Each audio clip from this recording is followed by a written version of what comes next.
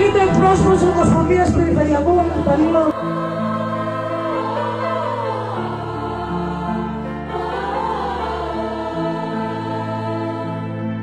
Ομοσπονδίας των Υπαλλήλων της Περιφέρειας της χώρας, εκφράζουμε τη θλίψη μας για τους συμπολίτες μας που χάθηκαν άδικα στα τέμπη πριν από 2 χρόνια. Τη στιγμή που όλη η χώρα πενθεί, δηλώνουμε με την πιο δυνατή φωνή την αμέριστη συμπαράστασή μας στις οικογένειες των θυμάτων, ζητώντας δικαίωση και δικαιοσύνη για τις 57 ανθρώπινες ψυχές.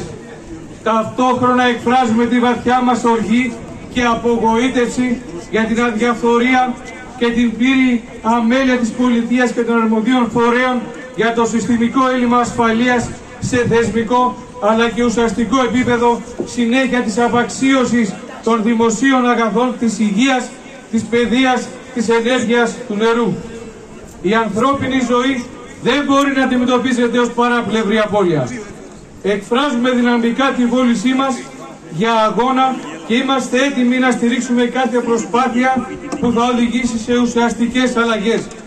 Είναι ζήτημα δημοκρατίας, μιας δημοκρατίας η οποία κατά φαινόμενα δεν είναι πια δική μας. Και μία διαπίστωση. Αυτή την πάνδημη και αυθόρμητη κινητοποίηση η κυβέρνηση δεν τόλμησε να την κηρύξει παράνομη όπως μας έχει συνηθίσει με την εφαρμογή των αντεργατικών διατάξεων.